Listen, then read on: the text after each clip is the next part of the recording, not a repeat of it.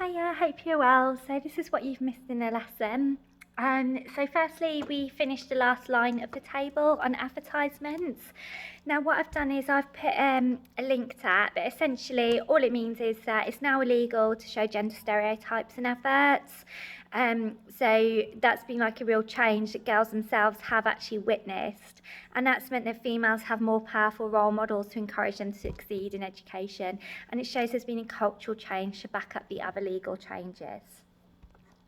Now, for your evaluation, you can put that these laws aren't actually that effective. So, for example, there's still a £7,000 gender pay gap. So it shows even though we've got the Equal Pay Act, it's not actually effective in doing anything. So that's what you need to add to your evaluation for that. Okay, next paragraph is Sue Sharp did some research on the changing perspectives of girls. She studied girls in the 70s and the 90s and did interviews on them. Now, this is where you use your textbook to help you with this. So just use the textbook to answer these few questions. I'll put the page number in the email as well so you'll know where to go for that. And the evaluation is just on page 19, so note that down. So that'll be like the first 15 minutes of the lesson. Then I've sent you a second PowerPoint which looks at external reasons on why boys are underachieving. Now, new titles on slide 1, title for the first paragraph's on slide 2, and this is Boys and Literacy. So what we've got here is boys have high rates of illiteracy, high rates of literacy. They're less likely to be able to read when they enter school. Now, if you can note down the 4 reasons why on slide number 3 and add your explanation to why this has an impact. So first of all, parents spend less time reading to their sons and their daughters. So for that, you can add that girls are going to get help developing their language more than boys. Secondly, mothers do the reading rather than men. That means that boys associate it with a feminine activity and are less interested in it. Activities such as football are male dominated. Now that's important because it shows that boys are spending a lot of their time doing these kind of sport activities where their literacy and speaking skills don't get developed at all.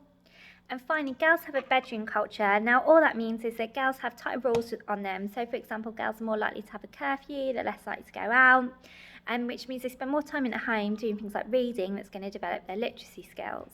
So that's what you need to add for each of those. If you've got any questions, let me know. Then you've got some further questions to develop this. So explain how this will impact boys' education, the fact they're more likely to be illiterate. So we've talked about this before. You can talk about things like vocab tests. They're going to struggle with comprehension. Then subjects like science and maths are the only subjects that boys outperform girls. Now, these are the only subjects that don't have any literacy skills. So that actually goes to support what we're saying, that when boys underachieve, it's because of literacy, not academic ability.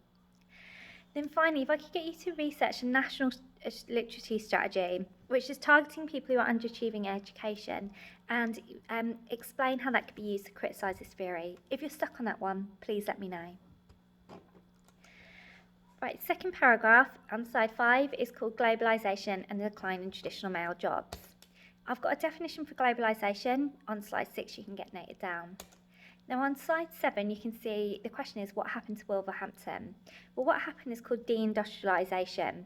This is where the big industries like coal mining or factories that were about up until the 1970s suddenly got moved abroad to other countries, and the areas became deindustrialised. And Wolverhampton is an example of a city that's been deindustrialised and therefore has lost its main industry.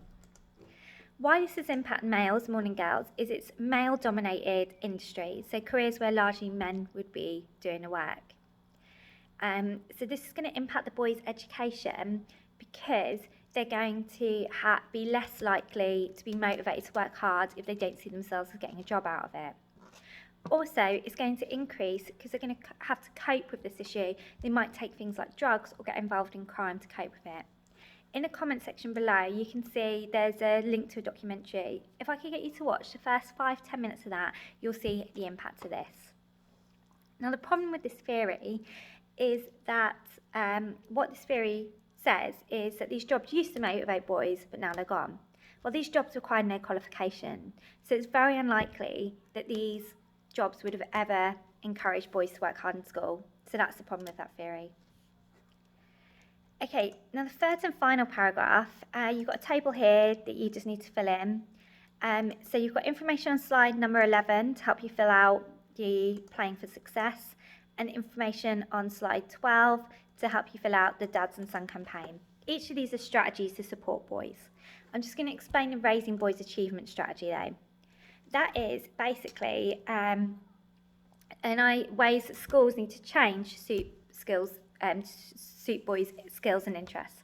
One thing we do is, because boys tend to be more competitive, we have award ceremonies to keep boys motivated. Another one we can say for Raising Boys Achievement is we give advice like mind maps before the exams to help boys study because they're going to struggle with organisation. So this is developing boys' skills and getting them more interested in education is the impact that has. So again, use slide 11 and 12 to fill out the second two rows and let me know if you've got any problem with that. Now to evaluate, these are done to support boys in education. But if you look at slide 13, boys aren't doing as well as girls, but they're still doing well. We can see they're improving over time. So our evaluation is, if girls were doing less well than boys, they wouldn't be getting any support. Why do we consider it an issue just because boys aren't doing as well as girls, despite the fact that they're doing better overall? If you've got any problems with that, please let me know. All right, thank you, bye.